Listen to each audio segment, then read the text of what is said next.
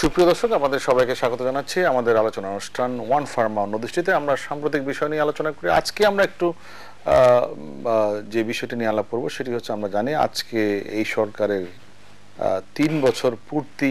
ইতিমধ্যে আপনারা দেখেছেন হয়তো যে মাননীয় প্রধানমন্ত্রী শেখ হাসিনা জাতির উদ্দেশ্যে ভাষণ দিয়েছেন। পাশাপাশি আমরা জানি যে বড় একটি উদ্যোগ চলছে মহামান্য রাষ্ট্রপতির দফতর থেকে, সেটি হচ্ছে আগামী নির্বাচন কমিশন গঠনের জন্য একটি সংলাপের প্রক্রিয়া। সেটি নিয়েও কথা বলবো। আমরা দুজন অতিথি আছেন আমার সঙ্গে, পরিচিত হয়নি প্রথমে তাদের সাথে। আমার পাশে আছেন রাশেক রহমান, আওয়ামী লীগ নেতা, এবং সোহরাব হাসান, যুগ্ম সম্পাদক, প্রথম আলো। আপনার দুজনকেই স্টুডিওতে স্বাগত জানাচ্ছি। আমি একটু সোহরাব হাসান আপনাকে দিয়েই শুরু করতে চাই। সরকারের বছর পূর্তি তো এটা স্বাভাবিক ঘটনা, 3 বছর চলে গেল, এবং যথারীতি মাননীয় প্রধানমন্ত্রী আজকে জাতির উদ্দেশ্যে একটি ভাষণও দিয়েছেন। সরকারের উন্নয়নের যে লম্বা তালিকা সেটি তুলে ধরেছেন। পাশাপাশি রাজনীতি নিয়ে খুব বেশি বক্তব্য তিনি দেননি তার এই ভাষণে। প্রথমে আপনাকে 3 বছর পূর্তি উপলক্ষে যদি বলি সরকারকে মূল্যায়ন করতে, 3 বছর কেমন পারফর্ম করলো সরকার? ধন্যবাদ। যে কোনো সরকারের 5 বছর মেয়াদী সরকারের 3 বছর কিন্তু একটি খুবই গুরুত্বপূর্ণ সময়। সরকার তার নির্বাচনী প্রতিশ্রুতি, দেশের উন্নয়ন, তার অঙ্গীকার, গৃহীত প্রকল্প, এগুলো বাস্তবায়নের একটি কি বলে উল্লেখযোগ্য অংশ। এবং যা করার বলা যায় যে 3 বছরেই কিন্তু তার এটি সমাপ্ত বা প্রায় সমাপ্ত করার কথা। কারণ পরবর্তী যে 2 বছর এটি পরবর্তী নির্বাচনেরই প্রস্তুতি হবে, যে আগামী নির্বাচন কিভাবে হবে, জনগণ মানে নির্বাচনী তোড়জোড়, নির্বাচনের তার প্রার্থী বাছাই, মনোনয়ন এবং অন্যান্য প্রক্রিয়া। সে কারণে কাজটি এই দ্বিতীয়, তৃতীয়, চতুর্থ বছরের মধ্যেই শেষ করে সাধারণত সরকারগুলো। আরেকটি থাকে যে কোনো গণতান্ত্রিক সরকারে, গণতান্ত্রিক ব্যবস্থায় বিরোধী দলের যে শক্তি থাকে, বিরোধী দল সংসদের বাইরে তাদের তৎপরতা থাকে এবং সরকার সেখানে ভুল ত্রুটি ধরিয়ে দেয়। তারা আন্দোলন করে, সংগ্রাম করে, তারা সরকারের আবার গঠনমূলক সমালোচনাও আমরা প্রত্যাশা করি। কিন্তু সেই অবস্থাটা বাংলাদেশে অন্তত 2014 সালের নির্বাচনের পর অনেকটা অনুপস্থিত। কারণ এখন সংসদে যে বিরোধী দল আছে তারা আবার সরকারের অংশ। 3 বছরের সাফল্য ব্যর্থতা দুটোই আছে বলবো। যদি আওয়ামী লীগ সাধারণ সাফল্য পাল্লা ভারী না ব্যর্থতার পাল্লা ভারী, সেটি আমি মনে করি যে জনগণের বিচার করবে। তবে অনেক ক্ষেত্রে সরকার সাফল্য আছে। যেমন যদি প্রথমে বলি যে জঙ্গিবাদের বিরুদ্ধে সরকারের যে অভিযান বা সরকারের যে কৌশল, সেটি অনেকটা সফল হয়েছে। যদিও সেখানে এটি শুধু আইন শৃঙ্খলা জনিত বিষয় নয়, এর সাথে রাজনৈতিক দর্শন, রাজনৈতিক চিন্তা, যে অপরাজনীতি, অপসংস্কৃতি, অপদর্শন এই জঙ্গিবাদে দীক্ষিত করে মানুষকে, সেই দর্শন, সেই সংস্কৃতিকে যদি আমরা পরাস্ত না করতে পারি, শুধু অভিযান চালিয়ে এটি পরাস্ত করা যাবে না। আরেকটি সরকারের সাফল্য যদি আমরা বলি, সেটা যুদ্ধাপরাধের বিচার। সেটা সরকারের অঙ্গীকার ছিল, যেটা 2008 সালের নির্বাচনেই তাদের অঙ্গীকার ছিল। সেটি কিন্তু তারা ধাপে ধাপে শুরু করতে দেরি হলেও পরবর্তীকালে দ্রুতই যুদ্ধাপরাধী, প্রধান চিহ্নিত যুদ্ধাপরাধী অনেকের বিচার হয়েছে, শাস্তি অনেকে পেয়েছেন, অনেকের এখনো মামলা বিচার আছে। এটা বড় সাফল্যের বিষয়, এটি বড় সাফল্য। আন্তর্জাতিক ক্ষেত্রেও বলবো যে এই সরকার একটি সুবিধাজনক অবস্থায় আছে। 2014 সালের নির্বাচনে যেসব শক্তি, বিশেষ করে পশ্চিমা শক্তি আপত্তি ছিল এই ধরনের একতরফা নির্বাচনের ব্যাপারে, যে অংশগ্রহণ নির্বাচন চাইছে এবং তারা অনেক প্রশ্ন তখন তুলেছিল, সেটা কিন্তু আস্তে আস্তে তারা প্রশ্নটি তাদের, আমি বিস্তারিত আপনার কাছে পরে যাব। তবে এক লাইনে যদি আপনি একটু আমাকে বলেন যে অর্থনীতি, স্বাস্থ্য, শিক্ষা, এই সব ব্যাপারে মোটা দাগে বলতে গেলে কি ধরনের সাফল্য ছিল? আচ্ছা, মোটা দাগে হচ্ছে যে এটি ধারাবাহিকতা রক্ষা করতে পেরেছে সরকার। যে সেটি আপনি যেটা বললেন যে শিক্ষা, আপনি কি এটার মধ্যে ধারাবাহিকতায় দেখেন, যে এর মধ্যে নতুন কিছু দেখছেন না? নতুন কিছু তো ধারাবাহিকতা, মানে সামনে এগোনোই তো ধারাবাহিকতা। আমি আসছি, নিশ্চয়ই ধারাবাহিকতা পিছনে যাওয়া নয়। না, আমি আসছি আপনার কাছে এবার। রাশিদ রহমান, আপনার কাছে কিভাবে মূল্যায়ন হয় এই সরকার এই 3 বছর পূর্তিতে, কিভাবে দেখছেন আপনি? আপনাকে ধন্যবাদ। প্রথমত আসলে সাফল্যের পাশাপাশি কিছু ত্রুটি বিচ্যুতি আছে, এটা অস্বীকার করার কোনো কারণ নেই। তবে ত্রুটি বিচ্যুতির প্রকার প্রকৃতি এমন যে একটি বা দুটি ত্রুটি কিন্তু শত সাফল্যকে ছাপিয়ে দিয়ে অনেক বেশি আওয়াজ সৃষ্টি করতে পারে। আমি একেবারে নির্মোহভাবে যদি বিশ্লেষণ করি তাহলে বাংলাদেশ আওয়ামী লীগ বঙ্গবন্ধু কন্যা জননেত্রী শেখ হাসিনার এই সরকারের 3 বছর সাফল্যে একটা পাহাড় প্রমাণ নিদর্শন বা উদাহরণ হিসেবে আপনি ব্যবহার করতে পারেন। এবং আজকে জাতির উদ্দেশ্যে তিনি যে বক্তৃতা দিয়েছেন, যেখানে উন্নয়নের বহু কথাই এসেছে, সব তো আর ওই সময় তিনি বলতে পারেননি। এটাই বঙ্গবন্ধু কন্যা জননেত্রী শেখ হাসিনার রাজনীতি। অর্থাৎ আপনি রাজনীতি করবেন শুধু ক্ষমতায় আসার জন্য না, রাজনীতি আপনি করবেন জনসাধারণের আর্থসামাজিক যে পরিস্থিতি তাতে পরিবর্তন আনা। এবং অর্থনৈতিক ক্ষেত্রে যদি আপনি দেখেন বৈপ্লবিক পরিবর্তন এসেছে। আজকে বাংলাদেশের রিজার্ভ $32 বিলিয়ন পেরিয়ে সামনের দিকে এগিয়ে যাচ্ছে। আজকে মানুষের মাথায় পিছু আয় গত 3 বছর $282 বেড়েছে, আমরা $1400 অতিক্রম করেছি। এগুলো সত্যিকার অর্থে একটা মাইল ফলকের মতো। এগুলো আমরা শুনেছি মাননীয় প্রধানমন্ত্রী। আপনার কি মনে হয় যে ত্রুটিগুলো কি ছিল? না, ত্রুটি এভাবে বলবো না, একটু বিচ্যুতি থাকতে পারে। বিচ্যুতিটা কি? যেমন ধরেন আমাদের শিক্ষা ক্ষেত্রে অভূতপূর্ব অর্জন আমাদের আছে, যেটাকে আমরা বলি কালচার অফ ইনক্লুশন অথবা পলিটিক্স অফ ইনক্লুশন। অর্থাৎ আপনি রাজনীতি করছেন, এমন একটা রাষ্ট্র গঠন করতে চান বা এমন একটা জাতি গঠন করতে চান যেখানে সকলের শিক্ষার আওতায় আসবে। সেই জায়গায় আমরা শতভাগ সফল। লক্ষ লক্ষ কোটি কোটি ছেলে মেয়ে আগের মতো আর বিদ্যালয়ের বাইরে থাকে না, তারা প্রত্যেক এখন বিশাল বড় সাফল্য। আমি ত্রুটির কথা বলছি। ত্রুটি যেটা বর্তমানে কিছুটা হয়তো বা পাঠ্যপুস্তকে কিছু ত্রুটি বিচ্যুতি দেখা দিয়েছে, এই ধরনের কিছু ব্যাপার আছে। আর একটা জায়গায় এটাকে আমি ত্রুটিও বলবো না, বিচ্যুতিও বলবো না, আমরা বলবো এটা আমাদের করণীয়। সেটা হচ্ছে যেটা একটু সৌরভ ভাই একটু আগে বললেন যে আমাদের বিরাট বড় সাফল্য হচ্ছে সন্ত্রাসবাদ মোকাবেলা, জঙ্গিবাদকে মোকাবেলা করা। তবে উনি একজন সিনিয়র সাংবাদিক হিসেবে একটা কথা আলোকপাত করেছেন, এটা আমি মূল্য দিই, যে শুধুমাত্র আইন শৃঙ্খলা রক্ষাকারী বাহিনী পুলিশ এটা দিয়ে করা যাবে না। তার মানে কি, যে শিক্ষা ক্ষেত্রে আপনার যতটুকু উন্নতি, সেই উন্নতিটাকে চরম শিখরে যদি পৌঁছাতে হয়, আর 1971 সালের যে দর্শন নিয়ে বঙ্গবন্ধু শেখ মুজিবুর রহমানের নেতৃত্বে বাংলা স্বাধীন হয়েছিল, সেই জায়গায় যদি আপনাকে পৌঁছাতে হয়, তাহলে শিক্ষা ক্ষেত্রে আরো অনেক কিছু অন্তর্ভুক্ত করার সুযোগ রয়ে গেছে। অর্থাৎ ওই যে ধর্মনিরপেক্ষতার যে একটি ধারণা, এটি প্রথম শ্রেণী থেকে দ্বাদশ শ্রেণী পর্যন্ত, স্নাতক থেকে স্নাতকোত্তর পর্যন্ত আপনি কিভাবে প্রবেশ করাবেন, এটা একটা ব্যাপার। আপনি যেটা উনি একটু আগে বললেন যে যুদ্ধাপরাধীদের যে বিচার হচ্ছে, এটা বিশাল বড় অর্জন। কিন্তু এই অর্জনগুলো নিশ্চয়ই জনগণ স্বীকার করে। আমি বলছি যে যুদ্ধাপরাধীদের বিচার হওয়ার পরে তারা তো আর নাই, তাদের বিচার হয়ে গেছে। কিন্তু বিচারটা হওয়া কেন প্রয়োজন ছিল, এবং আগামী দিনেও এই ধরনের অপরাধীকে কি শাস্তি হবে, বিচারের তো একটা লম্বা প্রেক্ষাপট আছে। আমরা জানি গণ আদালত হয়েছিল, আমি বলছি যে এই বোর্ডটি শহীদ জনের জাহাঙ্গীরের নেতৃত্বে একটা বিরাট মুভমেন্ট হয়েছিল, এবং সেই জায়গা থেকে আমি যেটা বলতে চাচ্ছি, এই বোর্ডটাকে জাগ্রত রাখার জন্য শিক্ষা ব্যবস্থায় এই ঘটনাগুলোকে অন্তর্ভুক্ত করা প্রয়োজন। অর্থাৎ এটা শুধুমাত্র গণমাধ্যমে দেখা বা পড়ার বিষয় হিসেবে আর থাকবে না, এটা ইতিহাস তৈরি হয়েছে। বঙ্গবন্ধু কন্যা জননেত্রী শেখ হাসিনা নতুন প্রজন্মের কাছে পাঠ্য করে 42 বছর পরে রাজাকার আলবদর আল শামসের বিচার করেছেন। এটা শিক্ষা ব্যবস্থা। এই মূল্যায়নটি আরো করব। একটু আপনার কাছে সোহরাব হোসেন জানতে চাই যে মহামান্য রাষ্ট্রপতি, আমরা জানি উদ্যোগ নিয়েছেন, একটি সংলাপের আয়োজন করেছেন, তিনি আলোচনা করছেন একটি নির্বাচন কমিশন গঠনের লক্ষ্যে, এবং ইতিমধ্যে অনেক দলই মহামান্য রাষ্ট্রপতির সাথে সংলাপে অংশ নিয়েছেন।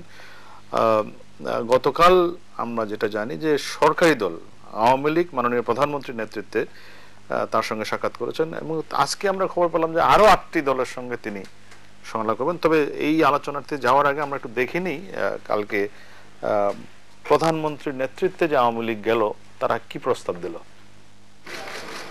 নতুন নির্বাচন কমিশন বিষয়ে রাষ্ট্রপতির সাথে রাজনৈতিক দলগুলোর সংলাপের অংশ হিসেবে বিকেলে বঙ্গভবনে যায় আওয়ামী লীগের 19 সদস্যের প্রতিনিধি দল। এর নেতৃত্ব দেন দলের সভাপতি ও প্রধানমন্ত্রী শেখ হাসিনা। সুষ্ঠু, অবাধ ও নিরপেক্ষ নির্বাচনের জন্য একটি শক্তিশালী নির্বাচন কমিশন গঠনের লক্ষ্যে রাষ্ট্রপতির কাছে 11 দফার সুপারিশ পেশ করে আওয়ামী লীগ। ছবিযুক্ত একটি নির্ভুল ভোটার তালিকা এবং ভোট গ্রহণের দিন নির্বাচন কেন্দ্রের সার্বিক নিরাপত্তা, নির্বাচন পরিচালনা বেসরকারি সংস্থা বা প্রতিষ্ঠানের কর্মকর্তা কর্মচারীদের পরিবর্তে কেবলমাত্র প্রজাতন্ত্রের দায়িত্বশীল কর্মকর্তা কর্মচারীদের প্রিজাইডিং অফিসার থেকে পোলিং অফিসার পদে নিয়োগ করা। সংলাপ শেষে ধানমন্ডির আওয়ামী লীগ সভাপতির রাজনৈতিক কার্যালয়ে এক ব্রিফিংয়ে রাষ্ট্রপতির কাছে দেয়া প্রস্তাবের উল্লেখযোগ্য অংশ পড়ে শোনান দলের সাধারণ সম্পাদক ওবায়দুল কাদের। সুষ্ঠু, অবাধ ও নিরপেক্ষ নির্বাচনের জন্য বর্তমানে বিরাজমান সকল বিধি বিধানের সাথে গণমানুষের ভোটাধিকার অধিকতর সুনিশ্চিত করার স্বার্থে আগামী জাতীয় সংসদ নির্বাচনে ই-ভোটিং এর প্রবর্তন করা। প্রধান নির্বাচন কমিশনার ও অন্যান্য নির্বাচন কমিশনার নিয়োগে একটি উপযুক্ত আইন প্রণয়নের প্রস্তাবও রাষ্ট্রপতির কাছে দেয়া হয়েছে বলে জানান ওবায়দুল কাদের। তিনি বলেন, এবার সম্ভব না হলেও যেন পরবর্তী নির্বাচন কমিশন পুনর্গঠনের সময় তা বাস্তবায়ন করা সম্ভব হয়, সেই আলোকে এখনই রাষ্ট্রপতিকে উদ্যোগ নেয়ার আহ্বান জানানো হয়েছে। সৈয়দ রিয়াজ, এটিএন বাংলা, ঢাকা। আমরা রিপোর্টটি দেখলাম। আমি একটু সোহরাব হাসান, আপনার দৃষ্টি, আজকে কিন্তু মাননীয় প্রধানমন্ত্রী তার যে জাতির উদ্দেশ্যে ভাষণ, সেখানে কিন্তু এই বিষয়ে খুব বেশি কিছু উল্লেখ নেই। খালি একটি লাইন বলেছেন যে মহামান্য রাষ্ট্রপতি যে নির্বাচন কমিশন গঠন করবেন সেটি যাতে সবাই আমরা মেনে নিই, এই একটি বিষয় আছে। না, আওয়ামী লীগ গতকাল যে প্রস্তাব দিয়েছে এবং আজকের প্রধানমন্ত্রীর ভাষণেও সেটি আমি তো একটি সমঝোতারই ইঙ্গিত পাই। এ কারণে যে রাষ্ট্রপতির উপরে কিন্তু বলটি রাষ্ট্রপতির কোর্টে ছেড়ে দেওয়া হয়েছে যে রাষ্ট্রপতি যা করবে।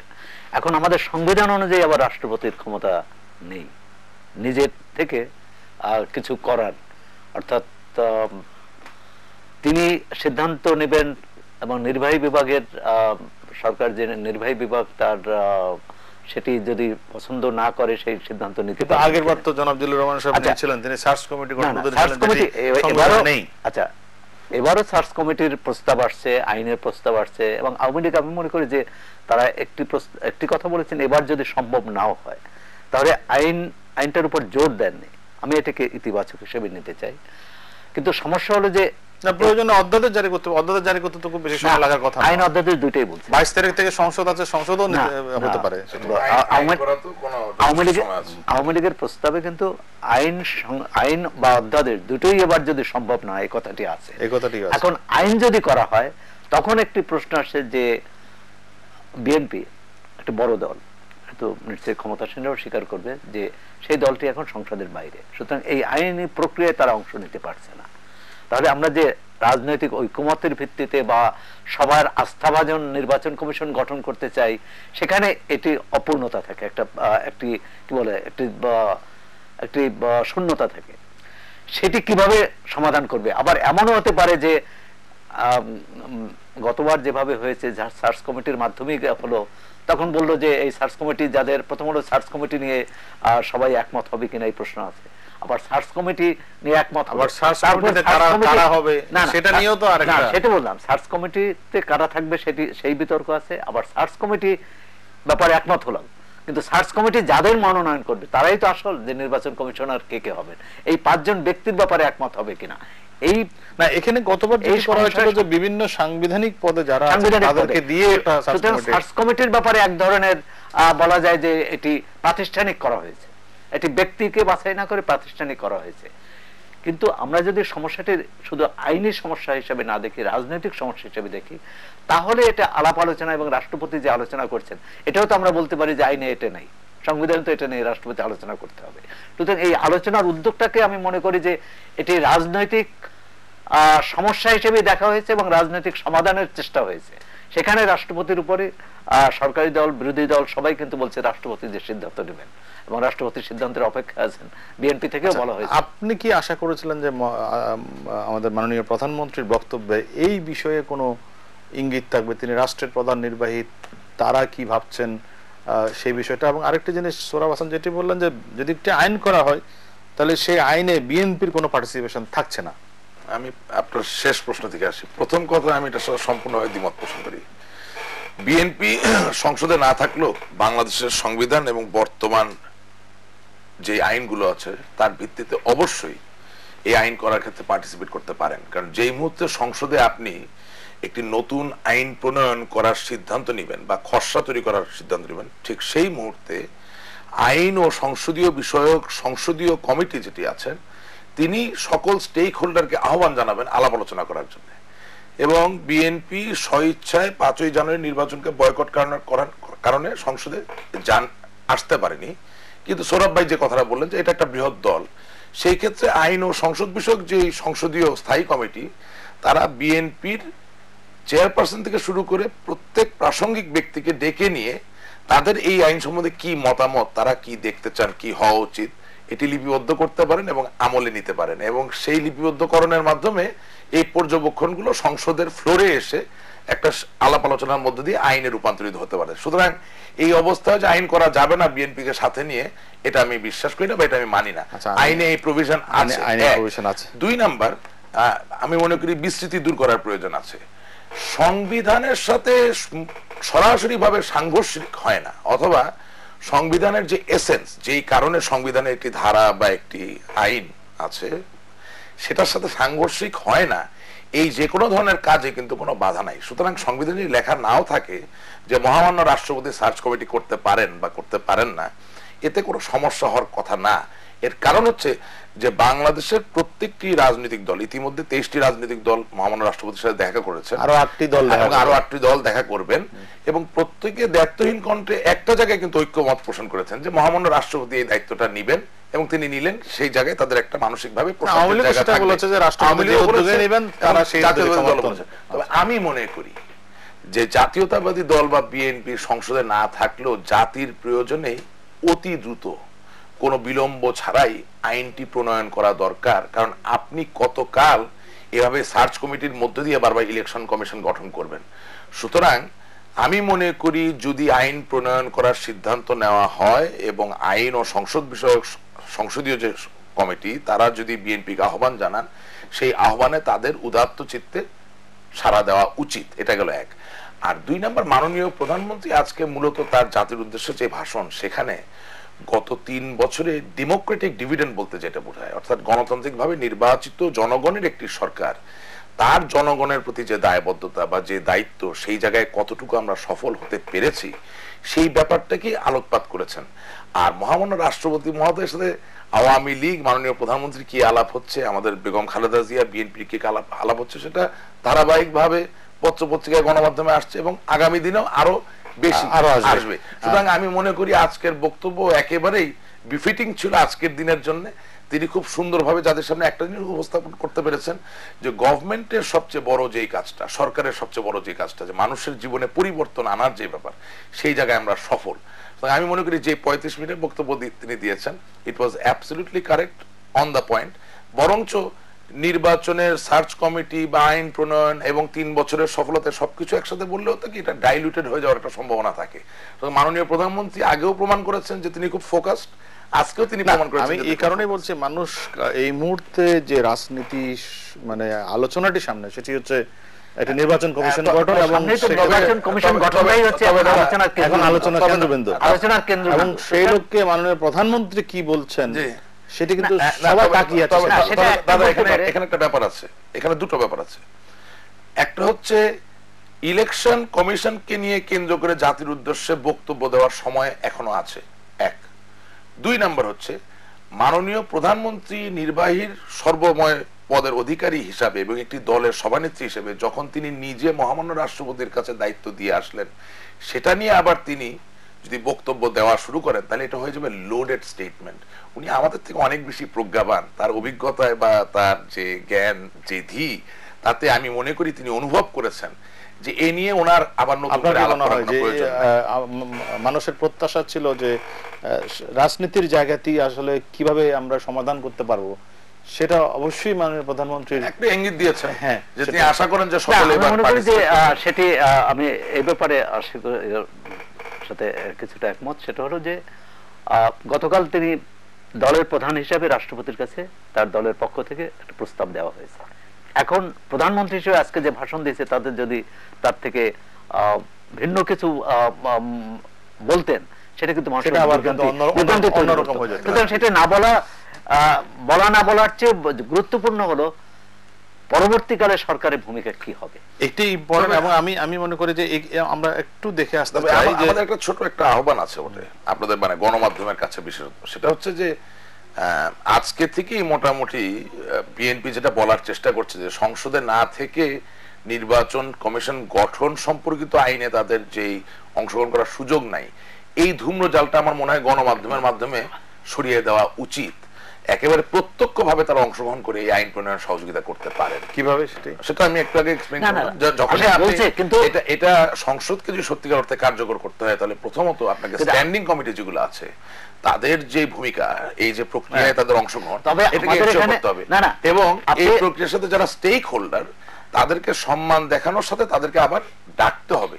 অর্থাৎ আইনটিতে কি থাকা উচিত কি থাকা উচিত না প্রত্যেকের কাছে শুনতে হবে। কারিগরি এই জায়গা যদি তৈরি না করেন জীবনেও কারিগরি এবং একাডেমিক ভাবে আশিক যেটা বলেছেন আমি একমত, পুরো একমত যে এরকম এই প্রক্রিয়াটাই হওয়া উচিত।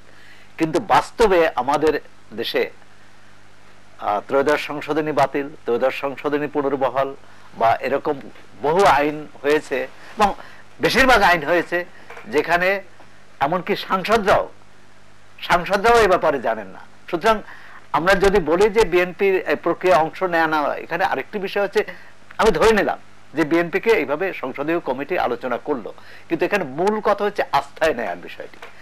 আস্থায় মানে যেহেতু সংসদের বাইরে আছে তাকে এই প্রক্রিয়ার সাথে আস্থায় আসতে হবে এবং কমিটিকেও আস্থায় নিতে হবে, কিন্তু একটু সময় সাপেক্ষ। কিন্তু এটি কিন্তু আওয়ামী লীগ ক্ষমতাসীন দলও স্বীকার করেছে, সময় অভাবে যদি এটি সম্ভব না হয়, মনে করে যে এই সংশয়টা অন্য কথা। কিন্তু আইন তো সমস্যা না, সমস্যাটি হচ্ছে যে যে রাজনৈতিক সমঝোতা সেটা চাই কি চাই না। যদি সেটা ক্ষমতাসীন, আমি মনে করি আলোচনার উদ্যোগ নিয়ে ক্ষমতাসীন দল সদিচ্ছা দেখিয়েছে। এখানে দুটো মধ্যে আপনি জানেন বিএনপি একটি 13 দফা প্রস্তাব দিয়ে এসছে, কালকে আওয়ামী লীগ একটি 11 দফা প্রস্তাব দিল, এর মধ্যে আরো নানা দল নানা রকম প্রস্তাব দিয়েছে। কিন্তু এর সবগুলোর মিলিয়ে কিভাবে সম্ভব, আপনার কি মনে হয়? না, অভিপ্রায়টা কি? সবার অভিপ্রায় কিন্তু একটা অবাধ সুষ্ঠু নির্বাচন, এবং অবাধ সুষ্ঠু নির্বাচনের জন্য একটি শক্তিশালী এবং স্বতন্ত্র নিরপেক্ষ নির্বাচন কমিশন। সেক্ষেত্রে কিন্তু আওয়ামী লীগ, আমি মনে করি যে আওয়ামী লীগ তার আগের অবস্থান থেকে বা আগের প্রস্তাব থেকে কিছুটা নতুনত্ব আসছে। আচ্ছা, আমি একটু আমরা আলোচনায় ফিরছি, আপনার কাছে আসছি। আমি একটু জনগণ কি ভাবছে রাষ্ট্রপতির সংলাপ নিয়ে একটু শুনে আসি আমরা। যে উদ্যোগ নিয়েছে আমি সাধুবাদ জানাই, এবং এই উদ্যোগটা যাতে বাস্তবায়ন করে সব ধরনের নির্বাচন অংশগ্রহণ করা, এটা বাংলাদেশের জন্য দরকারি এবং দেশের আইন শৃঙ্খলা ভালো থাকবে, দেশের উন্নতি হবে, আমরা এটাই কামনা করি। পাশাপাশি যেরকম হলো আওয়ামী লীগ একটা বড় দল, পাশাপাশি বিএনপি সহ অন্যান্য যারা দল আছে তাদের সাথে একটা আলোচনার মাধ্যমে একটা সুন্দর নিরপেক্ষ নির্বাচনের ব্যবস্থা নির্বাচন কমিশনার যদি গঠন করে, তাহলে সেই উদ্যোগকে আমরা সাধুবাদ এবং সাধারণ মানুষ হিসেবে বলতে চাই, বাংলাদেশে গণতন্ত্র ফিরে আনতে হলে এই দেশে সুন্দর একটা সুশৃঙ্খল নির্বাচন দরকার। নিরপেক্ষ নির্বাচন হইলে দেশের শান্তি শৃঙ্খলা বজায় আসবে এবং রাজনৈতিক যে অস্থিরতা এটা দূর হবে। এটা আমরা নিরপেক্ষ নির্বাচন মানে একটা গণতন্ত্রকে সুসংগঠিত করার একটা প্রয়াস, এটা আমরা সাধারণ জনগণ এটাকে সমর্থন করি এটা এবং সাধুবাদ জানাই, তারা যেন সুস্থভাবে দেশটাকে পরিচালিত হয়। সেই প্রেক্ষিতে আমাদের আশাবাদ যেন সকল রাজনৈতিক দল, সকল জনগণ এখানে অংশগ্রহণ করতে পারে। তো সুষ্ঠু নির্বাচন হওয়াটাই এটা সবাই আশা করে, এই কারণেই সুষ্ঠু নির্বাচন হওয়া দরকার। আমি এই উদ্যোগকে অত্যন্ত মানে সাফল্যমণ্ডিত হবে এটা ভাবি এবং স্বাগত জানাই এই উদ্যোগকে। রাষ্ট্রপতি যে উদ্যোগ নিয়েছে, বাংলাদেশের প্রিভিয়াস যে ঝামেলাগুলো আছে সেগুলো নিকটে দূর হয়ে যাবে আমি মনে করি এবং আশা করি। নিরপেক্ষ গণতন্ত্রের পূর্ব শর্ত হলো নিরপেক্ষ নির্বাচনের একটি অংশ। এই জন্য এবং শান্তি শৃঙ্খলা রক্ষার জন্য বিশৃঙ্খলা যাতে সারা বাংলাদেশে না ঘটে, এবং যে বিদেশ থেকে যে এখানে বিনিয়োগ করে সেই বিনিয়োগের প্রয়োজনে এবং সার্বিক দৃষ্টিকোণ থেকে মোট কথা গণতন্ত্র রক্ষার জন্যই নিরপেক্ষ নির্বাচনের প্রয়োজন। আর একটা রাষ্ট্রের মূল ভিত্তি হলো নিরপেক্ষ নির্বাচন। আমরা সাধারণ লোকজনের কিছু মন্তব্য শুনলাম, যেটি আপনি বলতে চাচ্ছিলেন যে বাংলা অভিধান অথবা বাংলা ব্যাকরণ বা ইংরেজি ব্যাকরণ যে কোনো কিছুর প্রয়োগ ঘটিয়ে নিরপেক্ষ নির্বাচন বলে আসলে কি কিছু আছে? জড়কে তো নিরপেক্ষ বা পক্ষীয় করা যায় না। নির্বাচন তো একটা ধারণা, এটা নিরপেক্ষই। একে যখন নিরপেক্ষ নির্বাচন বলবেন তখন তো সে পক্ষীয় হয়ে যাবে। সো মানে একটা কনসেপচুয়াল জায়গা আমাদের ঠিক হতে হবে। অবাধ সুষ্ঠু নির্বাচন, নিরপেক্ষ নির্বাচন বলে কোনো জিনিস নাই। নির্বাচনের ফলাফল সবসময় কোনো না কোনো দিক থেকে একটা পক্ষে যাবে, এটাই বাস্তবতা। তবে আমি যেই জায়গাটা আসলে আসতে যাচ্ছিলাম, প্রথম কথা হচ্ছে জনগণের জন্য আশার আলো আমি এইভাবে দেখি। আমি একজন রাজনৈতিক কর্মীর বাইরে থেকে যদি সরে আসি, শুধু একজন সাধারণ নাগরিক হিসেবে আমি বিশ্বাস করি বিএনপি নিজের সাথে নিজে সমঝোতা করেছেন যে আগামী ইলেকশনে তারা যাবেনি। কারণ 2014 সালে ইলেকশনে নিশ্চয়তা দিয়ে বলা যায় যে যাবেনি, আমি মোটামুটি নিশ্চিত। আমি আমার ব্যক্তিগত অভিমত দিচ্ছি। কারণ 2014 সালের 5ই জানুয়ারি নির্বাচনে তারা অংশগ্রহণ না করার মধ্য দিয়ে যে ভুল করেছেন এটা তারা অনুভব করছেন। এই যে আজকে এই কথা হচ্ছে যে আইন করা যাচ্ছে না, আমি শুনে যেতে পারছি না, এবং কোনটা ঠিক বা কোনটা ভুল সেটা দেখিয়ে দেওয়ার জন্য সহিংসতা কিন্তু পথ হতে পারে না, পেট্রোল বোমা পথ হতে পারে না। সংগ্রাম, আন্দোলন, নির্বাচনও কিন্তু সংগ্রাম এবং আন্দোলনের একটি অঙ্গাঙ্গিক অংশ। রাদার আপনি যখন কোনো পয়েন্ট প্রুফ করার চেষ্টা করবেন যে অমুক খারাপ, অমুক ভালো, অমুক ঠিক করছেন না, ভুল করছেন, তখন নির্বাচন লাগবে। সেটাও সংগ্রামের একটা অংশ। গণতন্ত্র থেকে বিচ্যুত হওয়া যাবে না। এবং আপনি দেখুন রিসেন্টলি নারায়ণগঞ্জ সিটি কর্পোরেশন নির্বাচনে যেটা হয়েছে, সৌরভ ভাই প্রথম আলোর সাথে আছেন, তারা খুবই ব্যাপকভাবে এটাকে কভার করেছেন। আপনি দেখবেন সুষ্ঠু অবাধ নির্বাচনে যে ফলাফল বেরিয়ে এসেছে, হ্যাঁ বিএনপি তার নিজের অস্তিত্বের কারণে বিরোধিতা করা লাগে, তার জন্য অনেক কথা হয়তো বলছে, কিন্তু নৈতিকভাবে কিন্তু আসলে এই নির্বাচন যে সুন্দর হয়নি বা সুষ্ঠু হয়নি এই কথা কিন্তু বলতে পারছে না। বলছে সূক্ষ্ম কারচুপি হয়েছে, কেন সূক্ষ্ম কারচুপি বা তার থেকে অতি সূক্ষ্ম অনেক ধরনের কথাই বলার চেষ্টা করছেন, কিন্তু দিনের শেষে যিনি প্রার্থী তিনিও বলছেন নির্বাচন ঠিক হয়েছে, যারা সেখানে কাজ করেছেন তারাও বলছেন ঠিক হয়েছে, এবং সুশীল সমাজ যারা তারা বলছেন ঠিক হয়েছে। এখন আসল বাস্তবতাটা কি? আসল বাস্তবতা হচ্ছে বিএনপি একটা জিনিস অনুধাবন করেছে, আমি যেটা আপনার অনুষ্ঠানে প্রায় বলেছি, যে নদীর দুটি প্রবাহ প্রতিপ্রবাহ। অর্থাৎ যে কোনো নির্বাচনকে আমি নিরপেক্ষ বলতে চাই না, এটা ত্রুটিযুক্ত একটা উপমা। সুষ্ঠু নির্বাচন অনুষ্ঠিত করতে গেলে শক্তিশালী নির্বাচন কমিশন যেমন প্রয়োজন, তার পাশাপাশি প্রবাহ এবং প্রতিপ্রবাহ দুটির উপস্থিতি প্রয়োজন। অর্থাৎ আওয়ামী লীগ এবং বিএনপি এবং অন্য সকল দল যখন একসাথে অংশগ্রহণ করবেন, তখন প্রাকৃতিক ভাবেই যেটাকে ইকুইলিব্রিয়াম বলা হয়, একটা স্ট্যাটাস কোয়ো বলা হয়, সেটা তৈরি হবে এবং সুষ্ঠু একটি সুন্দর নির্বাচন আপনি পাবেন। কিন্তু পৃথিবীর ধরুন নির্বাচনের ইতিহাসে প্রণিধানযোগ্য ব্যক্তিত্ব টিএন সেশন, ওনাকেও যদি আপনি বাংলাদেশে এনে আজকে প্রধান নির্বাচন কমিশনার করে দেন, আর একটা বৃহৎ রাজনৈতিক দল বা কয়েকটি দল যদি অংশগ্রহণ না করে, সেই নির্বাচন নিয়ে কিছু প্রশ্ন থেকে যেতে পারে। তার মানে হচ্ছে যে নির্বাচনের সকল দায় দায়িত্ব কোনোদিন নির্বাচন কমিশন নিবেন না বা নিতে পারবেন না, সকল দায় দায়িত্ব রাষ্ট্রপতিও নিতে পারবেন, মহামান্য রাষ্ট্রপতিও নিতে পারবেন না। আসলে দিনের শেষে সকল দায় দায়িত্ব তাদেরকেই নিতে হবে যারা জনগণের জনপ্রতিনিধিত্ব করে। এই আলোচনাতে যাওয়ার আগে আমরা একটু দেখে নিই ফরমেশন অফ ইলেকশন কমিশন, এটা অত্যন্ত জরুরি। প্রতিটি দল আলোচনা করেছে এবং প্রায় সবারই দাবি যে ইলেকশন কমিশনের উপর একটা বিল তৈরি হওয়া দরকার।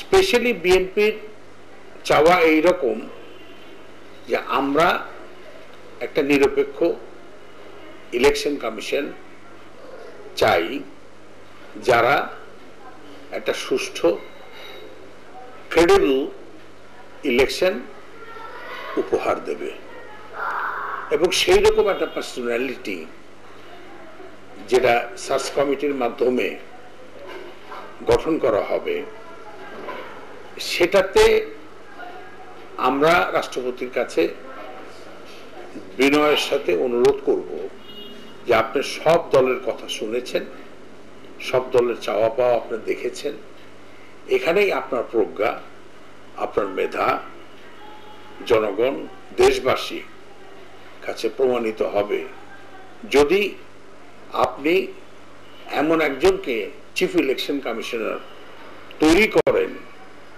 যে একটা ইলেকশন দেবে, যে ইলেকশন সমস্ত দলের পার্টিসিপেশন থাকবে এবং প্রত্যেকটা দল নিরপেক্ষভাবে ইলেকশন করার সুযোগ পাবে। জনগণ জনগণের ভোট দেবে, যাকে দেবে সেই এদেশে গভর্নমেন্ট তৈরি করবে এবং সেই গভর্নমেন্ট চালাবে। এই অবস্থাতে এই ব্যাপারটা অত্যন্ত গুরুত্বপূর্ণ। এই ইলেকশন কমিশন তৈরি করা এটা এত গুরুত্বপূর্ণ, যেটা বিএনপি মনে করে যে আগামী দিনের রাজনীতি, টোটাল রাজনীতি ইজ ডিপেন্ডিং অন এই to formation the election commission. আমরা রিপোর্টটি দেখলাম, আমি একটা ঐতিহাসিক সুযোগ রয়ে গেছে। আমি বলি, বিএনপি কিন্তু বাংলাদেশের মানুষ একটা বড় উপকার করতে পারে, যেটা আপনি একটু আগে বললেন যে সময় না থাকলে আইনটা পরেও হতে পারে, তাই না?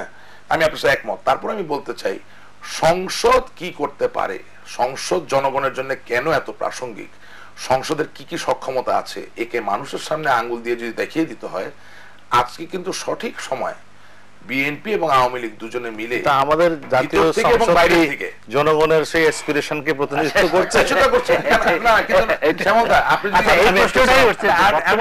যদি বলি, যদি আপনি মনে করেন যে আওয়ামী লীগের 3 বছর সফলতার 3টি বছর, যেটা সোহরাব ভাই কিছুক্ষণ আগে কিন্তু একমত হলেন, বললেন যে আমরা সফল, এটাই যদি হয় তাহলে সংসদকে ছাড়া কি আপনি সফল হয়েছেন? আচ্ছা, হ্যাঁ, ঠিক আছে, বলুন। আচ্ছা, সাফল্যের অনেকগুলো আওয়াজ, আওয়াজ কম দেখা যায়, জনগণের অ্যাসপিরেশনের সাথে সঙ্গতিপূর্ণ। আওয়াজ কম, আওয়ামী লীগ সরকারের গত 3 বছরে আওয়াজ কম, বরং আওয়াজ বেশি, অনেক বেশি, এবং আওয়াজ থাকাই উচিত।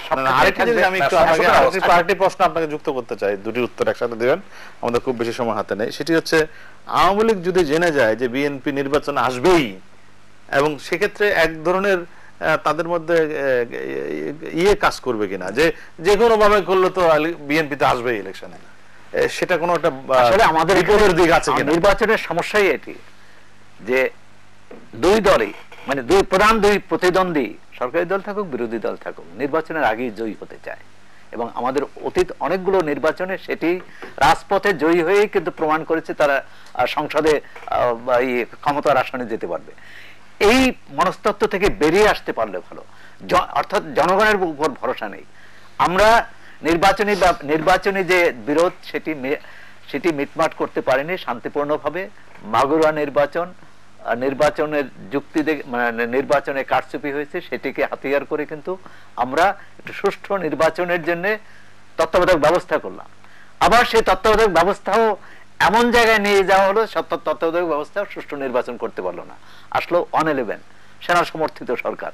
পরবর্তীকালে সেই সেনা সমর্থিত সরকারের অধীনে একটি নির্বাচন হলো, সেই নির্বাচনও মানুষ কিন্তু সুষ্ঠু অবাধ হয়েছে বলে এটি করেছে, এবং সেখানে একটি দল ক্ষমতায় আসলো, অন্য দলটি মেনে নিতে পারেনি।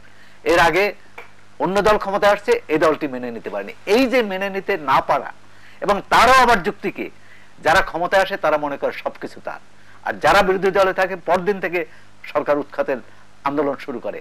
এই অবস্থাটা 2008 পর্যন্ত, কিন্তু 2007 পর্যন্ত চলেছে, এটি স্বীকার করতে হবে।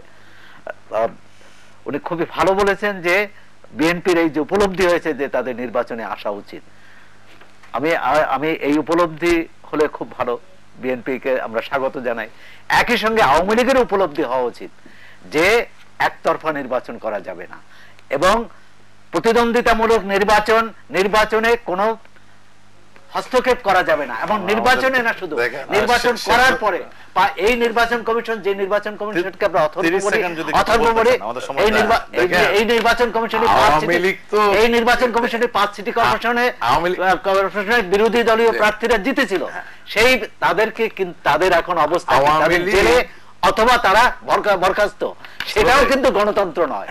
আওয়ামী লীগ একতরফা নির্বাচনে বিশ্বাস করে না। আওয়ামী লীগ একটা জিনিসে বিশ্বাস করে, free election of the masters does not abolish the slaves. অর্থাৎ আপনি নির্বাচন করবেন মানুষের উপকার করার জন্য, আপনি নিপতিকে নিপতি রাখার জন্য না, জমিদারকে জমিদারের জায়গায় রাখার জন্য। দাস প্রথা দূর করে মানুষকে মুক্ত করার জন্য আপনি নির্বাচন করবেন। আওয়ামী লীগ সেই রাজনীতি বিশ্বাস করে, এবং সেটা চিন্তা করে কিন্তু সবশেষে তো মনে করিয়ে দিতে চাই যে প্রতিবার বিএনপিকে আহ্বান জানানো হয়েছিল যে আসুন একসাথে একটি ঐক্যের সরকার গঠন করার মধ্যে দিয়ে সেই সরকার দিয়ে আমরা নির্বাচন করি। এই নির্বাচনে সাবেক প্রধানমন্ত্রী বেগম খালেদা জিয়াকে স্বরাষ্ট্রমন্ত্রীর জায়গাটিও সেটা বলা আজকে হয়েছিল। আমরা আজকে দেখেছি- যদি আপনি কোনো প্রস্তাবনায় শেষ করতে হবে, একমত না হন, শেষ করতে না হবে বলার আমাদের। জন্য না বলেন, তাহলে সোহরাব ভাই আগামী দিনে কোনো সমস্যা আমরা জানি সমাধান যে হবে না। তারপর আজকে মাননীয় প্রধানমন্ত্রী তার জাতির উদ্দেশ্যে দেয়া ভাষণে সেই প্রসঙ্গটাই উত্থাপন করেছেন যে তিনি 2005 সালে নির্বাচনের সময় একটি সর্বদলীয় সরকার গঠন করে একটি নির্বাচন করার প্রস্তাব দিয়েছিলেন। এখন শেষ পর্যন্ত কোন দিকে যাচ্ছি আমরা সেটা অবশ্য এখনো মাত্র 3 বছর পূর্তি আজকে, এটা বলার এখনো সময় আসেনি। তবে আমরা যেটি সবচেয়ে গুরুত্বপূর্ণ এই মুহূর্তে সেটি হচ্ছে একটি নির্বাচন কমিশন গঠন। সরকারের 3 বছর পূর্তি, অবশ্যই এর মধ্যে ভালোর দিক আছে, খারাপ দিক আছে, নানা রকম দিক আছে এবং সাফল্য ব্যর্থতা নিয়ে জনগণই বিচার করবে। কিন্তু আমরা চাই নির্বাচন কমিশন, যেটি এখন বড় চ্যালেঞ্জ, সেটি সবার কাছে গ্রহণযোগ্য একটি প্রক্রিয়ার মধ্য দিয়ে তৈরি হোক। রাশিদ রহমান, সোহরাব হাসান, দুজনকে ধন্যবাদ জানাচ্ছি আলোচনা অংশ নেওয়ার জন্য। দর্শক আপনাদেরকে ধন্যবাদ অনুষ্ঠান দেখার জন্য। সবার জন্য শুভকামনা, ভালো থাকুন সবাই।